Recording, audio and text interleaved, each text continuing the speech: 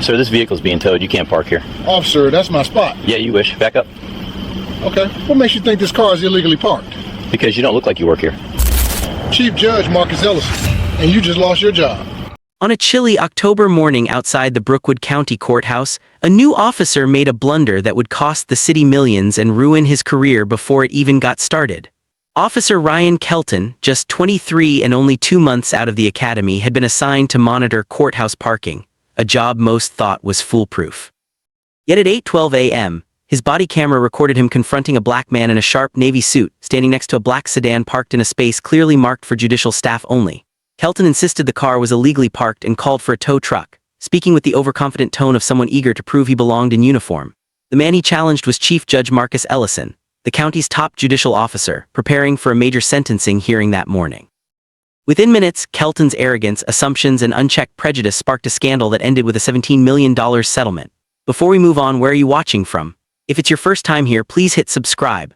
Stories like this deserve attention, and your support helps us uncover more truth.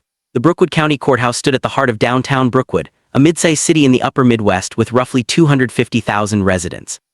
The courthouse was an impressive 5-story building of limestone and glass, built in the 1970s and renovated in 2015, featuring 14 courtrooms, chambers for 12 judges, offices for prosecutors and public defenders, and administrative areas for county legal services.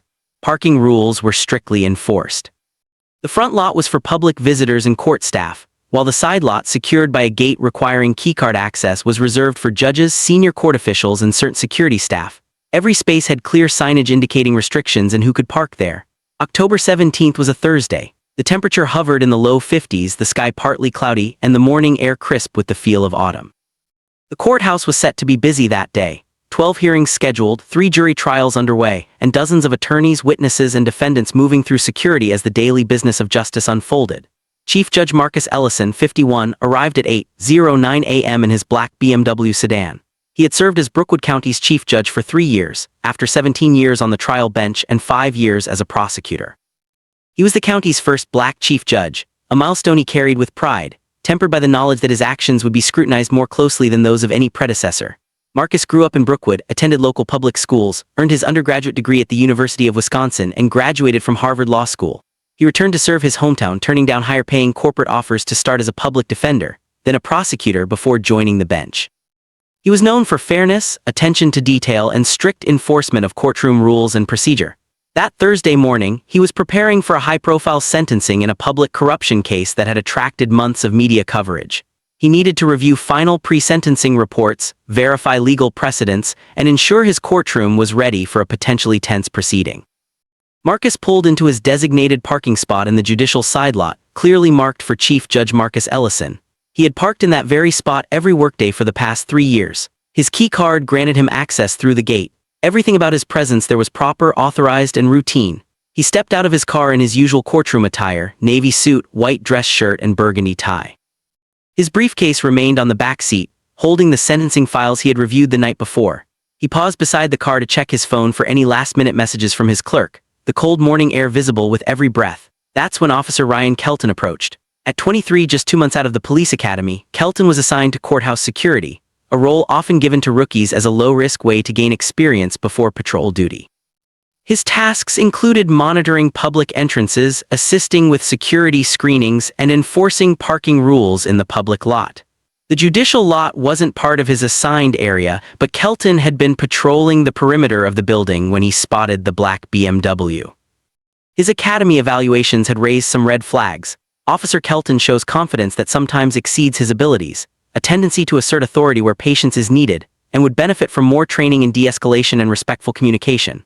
Still, he met the minimum standards, and the department needed officers, so he was cleared to serve. Seeing Marcus beside the BMW in the judicial lot, Kelton's first thought was judge arriving for work.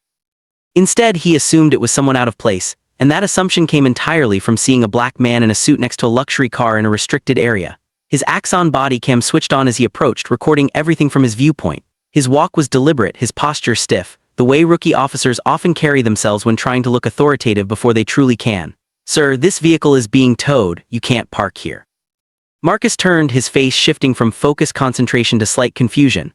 "I know this space is restricted, it's my spot." Kelton actually laughed, a dismissive, condescending sound clearly captured on body cam. No, it's not. Step back, please. Marcus stepped forward, not threateningly, just genuinely puzzled. Officer, what makes you think this car is illegally parked? Kelton's reply was instant and damning, because you don't look like someone who works here. The words hung heavy, their meaning impossible to miss. Marcus' expression changed, confusion giving way to recognition of exactly what was happening. He had faced assumptions like this his entire life, had been questioned in places where he clearly belonged countless times, yet it still stung when it came from someone in uniform. Slowly he reached into his jacket and pulled out a black leather credential wallet. He opened the wallet and held it up at eye level so Kelton could see without question. Inside was his judicial ID card. Chief Judge Marcus Ellison, Brookwood County Circuit Court, complete with official seal, photo, and security hologram. Marcus spoke calmly and steadily, his words carrying unmistakable authority. Chief Judge Marcus Ellison, this is my courthouse and that is my parking space. The body cam captured Kelton's reaction perfectly, color draining from his face, eyes widening, the instant realization that he had just made a catastrophic mistake. His hand, which had been gesturing dismissively seconds earlier, fell to his side. But instead of immediately apologizing and stepping back, Kelton's combination of ego and poor training produced an even worse reaction. He had already called a tow truck on his radio before approaching. Now he froze, trying to figure out how to reverse what he had set in motion without admitting he had been completely wrong from the start. If this happened to you, how would you react? Share your thoughts in the comments. Marcus stayed quiet, watching Kelton process the moment, his patience beginning to wear thin. After 17 years as a trial judge, he had mastered the art of staying composed under pressure. But this tested even his remarkable restraint. He had been questioned about belonging in his own courthouse in his own parking spot while preparing for a critical hearing by someone who should have been focused on actual security issues instead of making assumptions about who was allowed where. Officer, I need you to cancel that tow truck. Kelton finally spoke, though the confidence was gone from his voice. Chief Judge, I apologize, I didn't realize. You didn't realize because you assumed without checking any facts. The sign clearly marks this space as mine. The gate to this lot requires judicial credentials. My car displays the proper parking permits. You had multiple ways to verify this before creating a confrontation, yet you ignored all of them. At that moment, a tow truck entered the lot, responding to Kelton's earlier call. The tow truck driver immediately recognized the situation when he saw the chief judge's parking sign and the credentials in Marcus's hand. He stopped the truck and waited, smart enough not to approach until he fully understood what was happening. Court staff arriving for their morning shifts began noticing the unusual scene. The chief judge standing beside his car, a young officer growing increasingly flustered, and a tow truck idling nearby. Jennifer Chen, Marcus's court clerk for the past 5 years, hurried over from the employee entrance. Judge Ellison, is everything okay? Marcus gestured toward Kelton. This officer has called a tow truck to remove my car from my assigned parking space. Chen's eyes widened as she looked back and forth between Kelton, the clearly marked space, and the tow truck.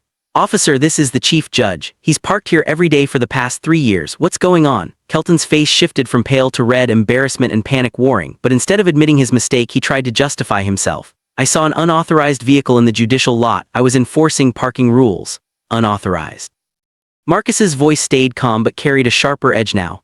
My credentials authorize my presence. My key card opened the gate. My parking permit is displayed. The signage clearly marks this as my space. On what basis did you decide I was unauthorized? Kelton had no answer because the only honest reason was the assumption that a black man, no matter his attire or credentials, couldn't possibly be the chief judge.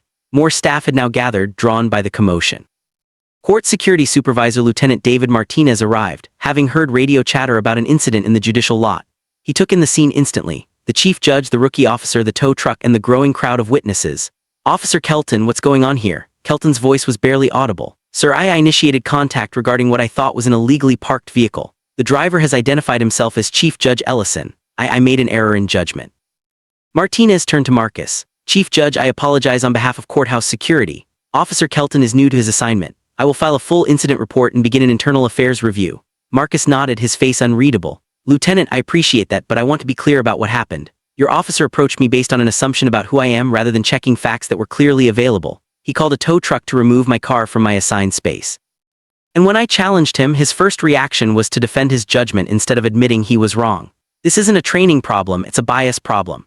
At this point in the story, what would you do? Should the rookie be suspended immediately or retrained? Comment below with your thoughts. Lieutenant Martinez, 48, had worked in courthouse security for 12 years and had never faced anything like this. Most incidents involve screening delays, unauthorized photos, or occasional disruptions by defendants or family members. A rookie trying to tow the chief judge's car was unprecedented. He walked over to Kelton, his voice low but unmistakably angry. Did you even read the sign on that parking space? Kelton stared at the ground. I saw someone I didn't recognize in the judicial lot. That's not what I asked. Did you read the sign? No, sir. Martinez pointed to the clearly visible signage, reserved Chief Judge Marcus Ellison. The letters were large, professional, and impossible to miss for anyone actually paying attention. The sign had been there for 3 years, the gate required credentials, the car displayed the proper permits. What made you think this was unauthorized? Silence. Any answer would require Kelton to admit his bias. Martinez's frustration was evident. You're assigned to the public entrance.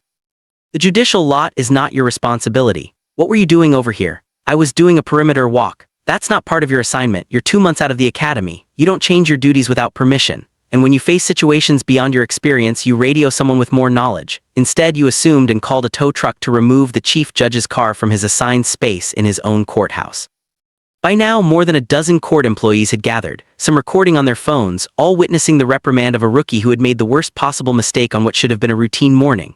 The tow truck driver had wisely left after Martinez waved him off. Marcus stood beside his car, checking his watch. His sentencing hearing was scheduled for 9:00 a.m. It was now 8:27.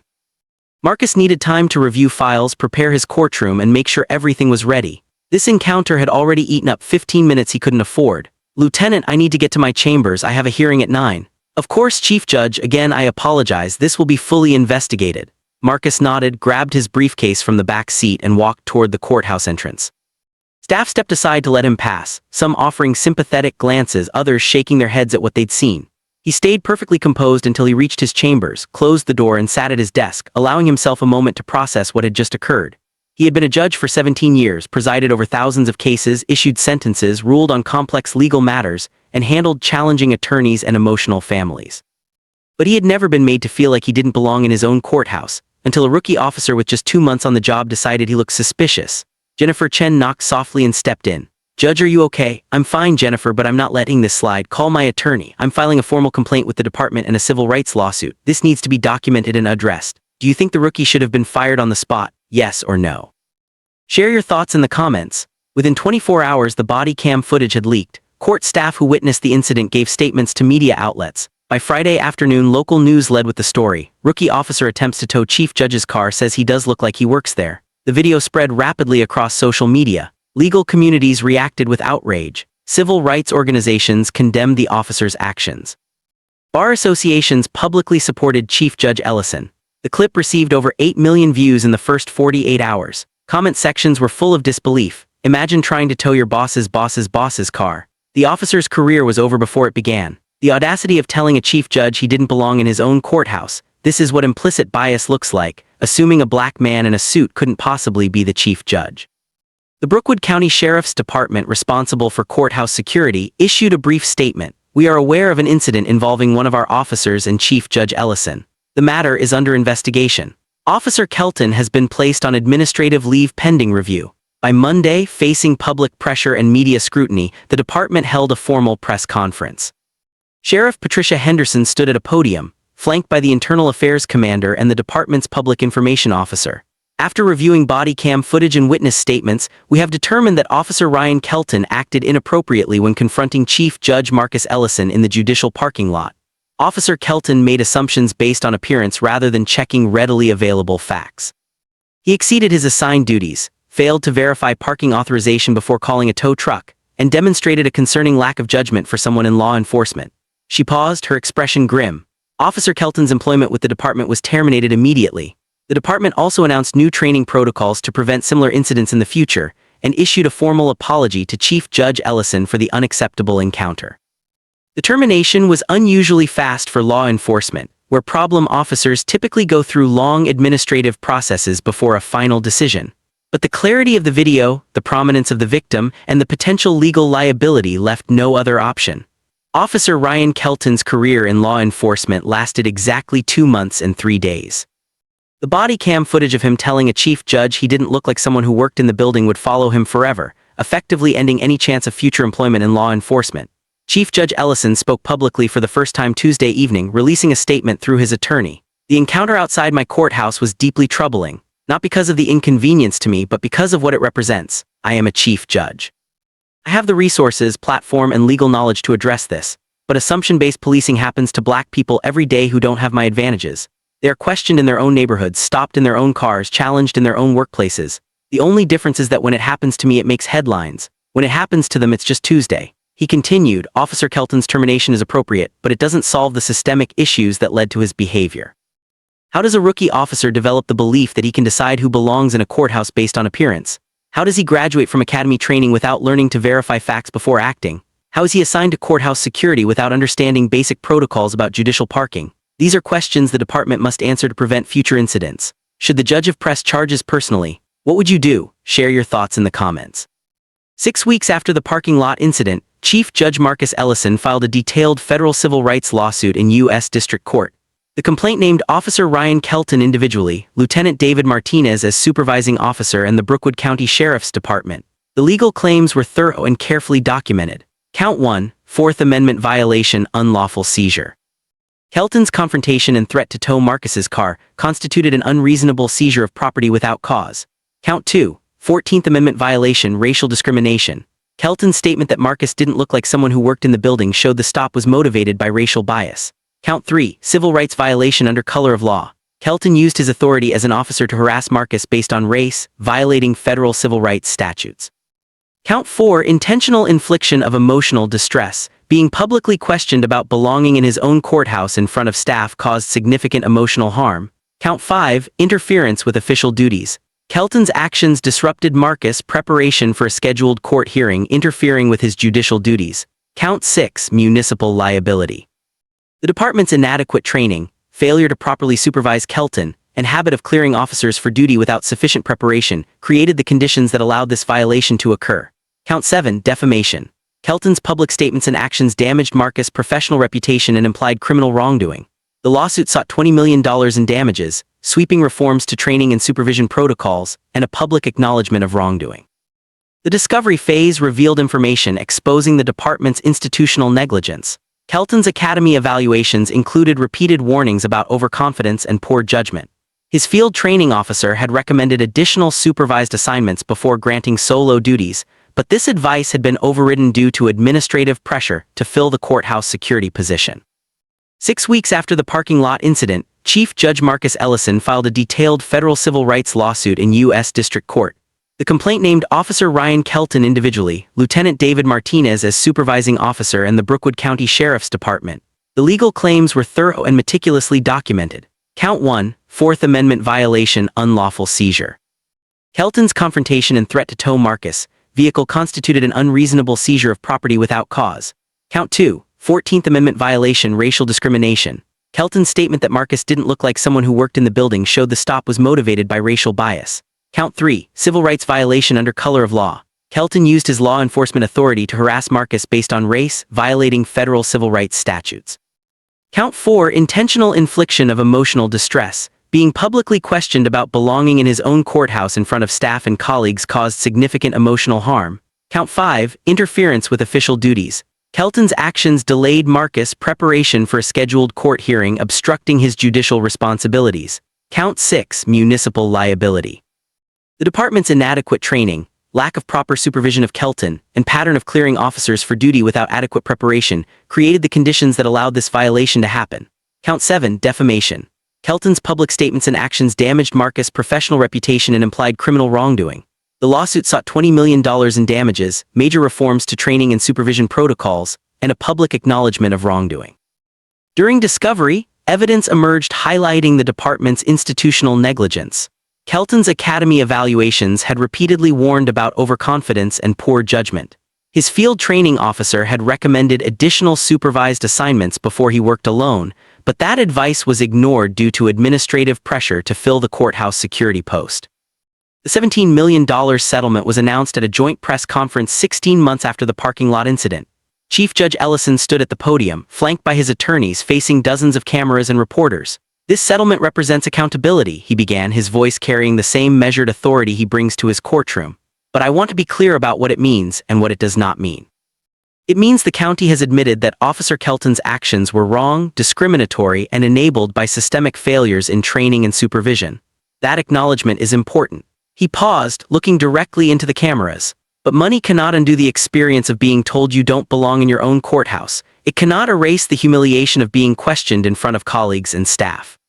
It does not restore the sense that your professional achievements alone should be enough to establish your legitimacy. What this settlement could achieve was institutional change, preventing the next person, without my resources or platform, from facing the same discrimination. Marcus donated $5 million of the settlement to create the Judicial Diversity Fellowship Program, supporting law students of color pursuing careers in the judiciary. He continued serving as chief judge, though the incident left a lasting mark. He became more aware of how staff observed him, more conscious of the symbolic weight he carried as the first black chief judge, and more fatigued by the reality that even at the highest levels of success, assumptions about who belongs still persist. Officer Ryan Kelton vanished from public view after his termination. His law enforcement career lasted only 2 months. The body cam footage, seen over 20 million times, made him unemployable in any criminal justice role. Within 6 months, he moved out of state. His aspirations in law enforcement permanently ended. The reforms introduced at Brookwood County Courthouse produced measurable results. Officers completed comprehensive training before courthouse assignments, unnecessary contacts with staff dropped by 74%, and no officer displayed patterns of racially biased interactions in the 2 years following implementation. External monitor reports confirmed genuine progress. Yet Chief Judge Ellison's case remained remarkable in one key way. His position gave him the power to demand accountability that most victims of racial profiling never have. Most people who are questioned about belonging in their own spaces don't carry federal credentials, don't have media attention, and don't receive $17 million settlements forcing systemic change. They are left with the violation, the exhaustion, and the constant reality that their right to exist in spaces they've earned depends on how others perceive them. 3 years after the parking lot incident, Marcus reflected in a Ray interview, "People sometimes ask if I've moved past it. The truth is, you don't move past being told you don't belong in your own courthouse. You integrate it into your understanding of the world. I'm still chief judge. I still park in that same space every day. But I'm also more aware now, more cautious, more conscious that my appearance can trigger assumptions that override obvious facts. That's the tax of being black in professional spaces, carrying the knowledge that achievement doesn't always shield you from prejudice." The body cam footage remains online, a permanent record of how bias can appear in split-second assumptions. The rookie officer's career-ending mistake, the chief judge's measured response, the institutional failures that allowed it to happen. Over 20 million views across platforms, a case study now used in law schools, judicial training programs, and policy seminars. The parking space outside Brookwood County Courthouse still bears the sign, "Reserved, Chief Judge Marcus Ellison." The courthouse continues its daily work, dispensing justice, managing cases, serving the community. But that space now symbolizes something larger, a reminder that even the highest-ranking judicial officer can be questioned about belonging, that badges and credentials do not erase bias, and that the cost of assumptions extends far beyond a single encounter. Officer Kelton learned the hard way that not everyone you disrespect is powerless. Some of them run the very courthouse you work in. That lesson, expensive for the county and career-ending for him, serves as a warning about what happens when bias becomes instinct and training fails to correct it. If you think stories like this matter, if you believe officers who make racially discriminatory statements should face immediate consequences, hit that subscribe button. We're exposing how inadequate training and unchecked bias create million-dollar disasters. We're demanding that departments prioritize competence over convenience when assigning officers to duty.